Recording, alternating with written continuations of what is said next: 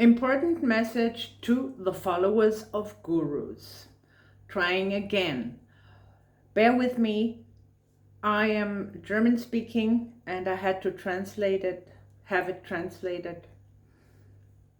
For some time now, the spiritual industry has been experiencing a major upheaval, a wave of intense emotions, whether anger, grief, or disappointment triggered by gurus who are either being exposed through their own teachings or are in one way or another being removed from the game. This wave had to come.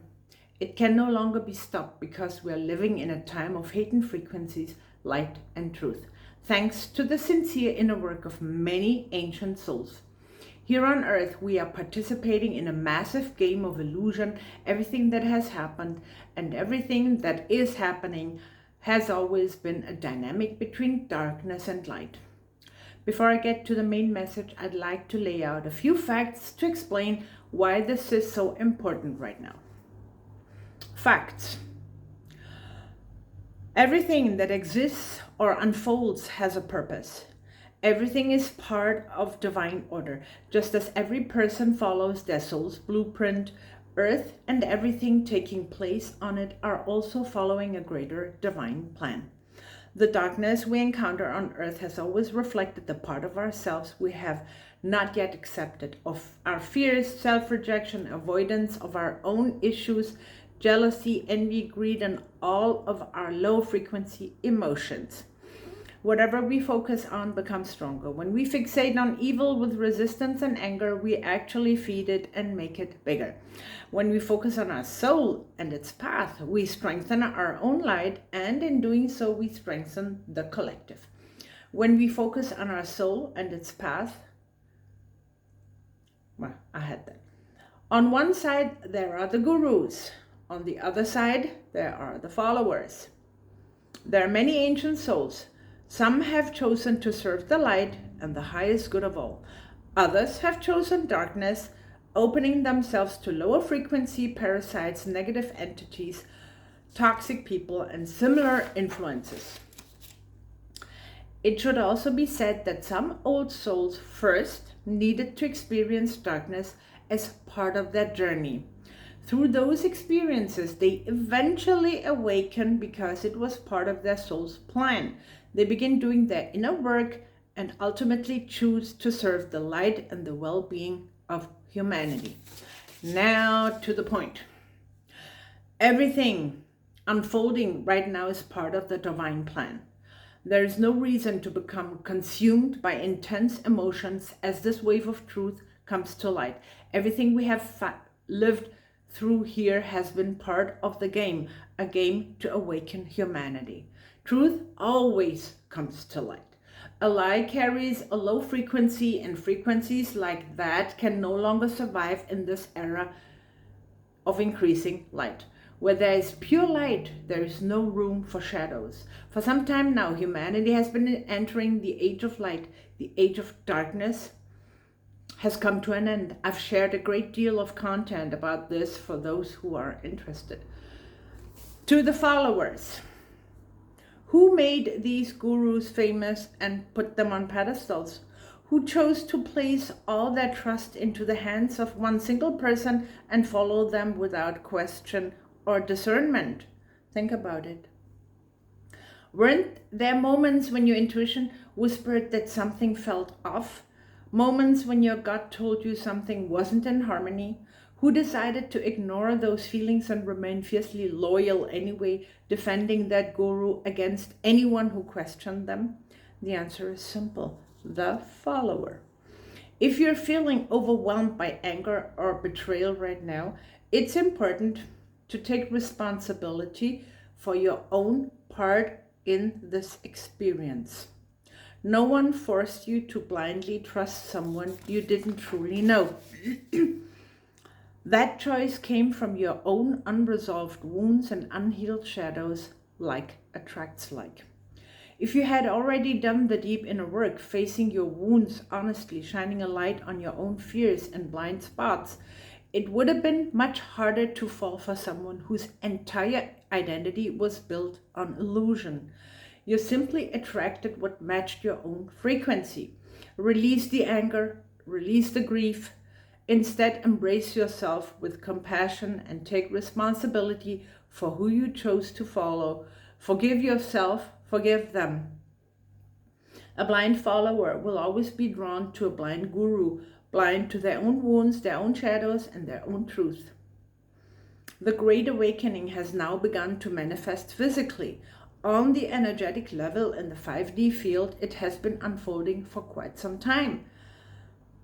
Be grateful for this experience. Be grateful even to the guru, because they too played a role in the larger game. Be grateful for this wave of awakening. Accept it fully.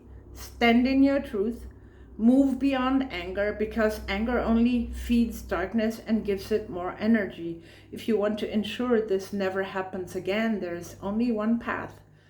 Do your inner work. Yes, it's painful. Yes, it's uncomfortable. But when you're completely honest with yourself, when you're willing to look directly at your fears, weaknesses, wounds, and shadows, you become aligned with truth. And when you embody truth, deception can no longer fool you.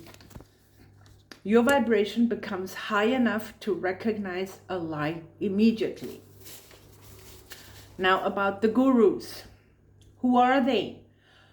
Old souls, ancient souls, perhaps not all of them.